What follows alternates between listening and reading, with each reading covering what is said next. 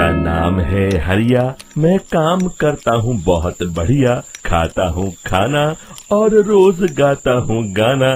अरे यार, आज तो बहुत देर हो गई।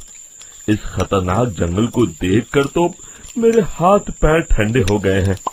अगर मैं वक्त पर गांव नहीं पहुंचा तो मालिक बहुत नाराज हो जाएंगे। तभी हरिया को एक आवाज सुनाई देती है। सुनिए हरु जी। अरे, ये आवाज किसने दी? तभी हरिया को सामने कुछ दूर एक औरत खड़ी दिखाई देती है। अरे भाई, ये औरत अकेली इतनी रात को इस जंगल में क्या कर रही है? चलकर पूछना पड़ेगा। फिर हरिया अपनी बैलगाड़ी उस औरत के सामने लाकर रोक देता है और उससे पूछता है। अरे सुनिए, आप इतनी रात को इस खतरनाक जंगल में अकेली क्या कर रही हैं? तभी वो औरत मीठी आवाज में कहती है। अरे हरु जी, आप आ गए। मैं कब से आपका इंतजार कर रही थी। वैसे तो यहाँ से काफी लोग गुजर चुके हैं, लेकिन मैं खास आपका इंतजार कर रही थी। अच्छा, तुम सच कह रही हो? मुझे तो यकीन नहीं हो रहा है। वो क्या है ना, आज तक किसी ने मुझसे इतने प्यार से बात नहीं की। हाँ हाँ हरु जी, मैं सच कह रही हूँ। अब देर मत करिए और जल्दी से मुझे मेरे घर तक छोड़ दीजिए। हाँ हाँ, कौन सी बड़ी बात है, अभी छोड़ देता हूँ। आप मेरे पीछे बैलगाड़ी में बैठ जाइए और मुझे रास्ता बताते चलिए। फिर वो औरत हरिया की बैलगाड़ी में बैठ जाती है और हरिया बैलगाड़ी हाँकता हुआ आगे चल पड़ता है। फिर उस औरत के बताए हुए रास्ते पर चलते चलते हरिया बैलगाड़ी लेकर एक काली गुफा के आगे आकर रुक जाता है। हरिया उस औरत से पूछता है।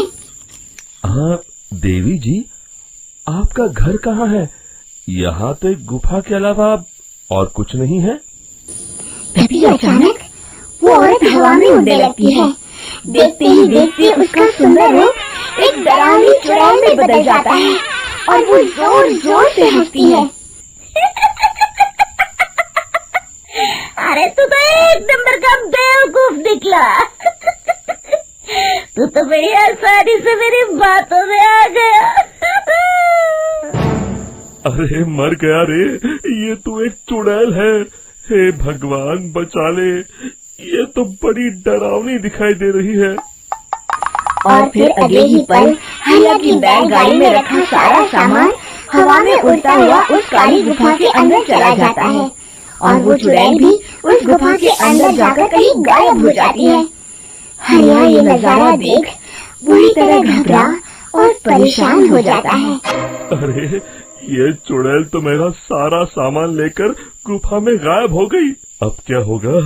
अगर मैं गांव खाली हाथ गया तो मालिक मेरी अच्छी खबर लेंगे। मेरी इस बात का कोई यकीन भी नहीं करेगा। फिर आखिर वही हुआ। हरिया के मालिक चंपक सेठ को हरिया की किसी भी बात पर रत्ती भर भी यकीन नहीं हुआ। चंपक सेठ को लगा हरिया झूठ बोल रहा है और उसने ही लालच में आकर सारा सामान हड़प कर लिया है। फिर हरिया को बेईमान समझकर चंपक सेठ उसे काम से निकाल देता है। अगले दिन अपनी दुकान में परेशान बैठा चंपक सेठ गुस्से में बड़बड़ाता है। अरे, दुकान में तो सामान बिल्कुल भी नहीं है।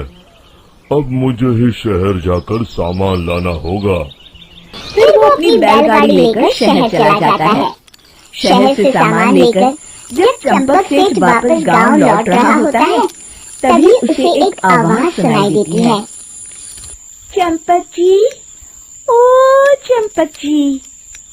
अरे, ये तो कोई मेरा नाम लेकर मुझे पुकार रहा है। फिर उस रास्ते में वही औरत खड़ी दिखाई देती है। फिर क्या था? हरिया की तरह चंपक सेठ भी उस औरत के पास अपनी बैलगाड़ी लेकर जाता है और वो भी उसकी चिकनी चुपड़ी बातों के मुंह जाल में फंस जाता है। फिर चुड़ैल उसे भी अपनी गुफा तक ले जाती है और उसका सारा सामान लेकर गुफा में गायब हो जाती है। बेचारा चंपक सेठ लाचार होकर खाली हाथ गांव लौट आता है। फिर ये उस जंगल में रोज की बात हो जाती है। जो कोई भी शहर से कुछ लेकर गांव की तरफ लौटता, वो चुड़ैल उसे बेवकूफ बनाकर उसका सारा सामान लेकर गुफा में गायब हो जाती। एक दिन हरिया एक लकड़हारे को उसी जंगल की तरफ जाते हुए देखता है। फिर हरिया उसे रोकते हुए कहता है, अरे भाई, क्यों अपनी मौत को दावत दे रहे हो? मेरी बात मानो, आगे जंगल में मत जाओ, वहाँ एक बड़ी भयानक चुड़ैल रहती है। लकड़हारा हरिया की बातों को नजरअंदाज करते हुए कहता है, अरे भाई, मुझे पहले ही बहुत देर हो चुकी है, मुझे जाने दो भाई। शाम तक लकड़ियाँ काट कर शहर के बाजार में बेचना है। तुम अपनी ये कहानी किसी फुर्सत में बैठे इंसान को सुनाओ, मैं तो चला। इतना कहकर लकड़हारा वहाँ से आगे जंगल की तरफ चला जाता है। फिर अगले दिन गांव के मुखिया के घर के बाहर बहुत सारे लोग जमा हो जाते हैं। तभी हाथ में कुल्हाड़ी लिए खड़ा लकड़हारा कहता है, अरे मुखिया जी, अब आप ही हमें बचाइए उस जंगल वाली चुड़ैल से। हमारा सारा काम तो शहर से ही होता है। अरे मुखिया जी, उस चुड़ैल की वजह से तो मैं पूरी तरह बर्बाद हो गया हूँ। हम सबको मिलकर उस चुड़ैल का कोई इलाज करना पड़ेगा। तभी भीड़ में खड़ा बीरा कहता है, आप लोग चिंता मत करिए, कल से वो चुड़ैल किसी को नहीं लूट पाएगी। मेरे पास एक बहुत अच्छी तरकीब है। तभी चंपक सेठ उसका मजाक उड़ाते हुए कहता है, अरे तेरा नाम वीरा है तो क्या हुआ? तूने अभी उस चुड़ैल को देखा नहीं है? जाकर अपना काम कर, बड़ा आया। तब मुखिया जी कहते हैं, नहीं चंपक सेठ, मुझे लगता है हमें इस लड़के को एक मौका देना चाहिए। फिर सभी गांव वाले मुखिया जी की बातों से सहमत हो जाते हैं और वीरा शाम को एक बैलगाड़ी में कुछ सामान लाद कर उस जंगल की ओर चल देता है। वीरा, ओ वीरा, कहाँ जा रहा है? तभी वीरा मुड़ के देखता है, वही चुड़ैल एक औरत के रूप में खड़ी है। अरे बहन जी, मैं आपको ही ढूंढ रहा था।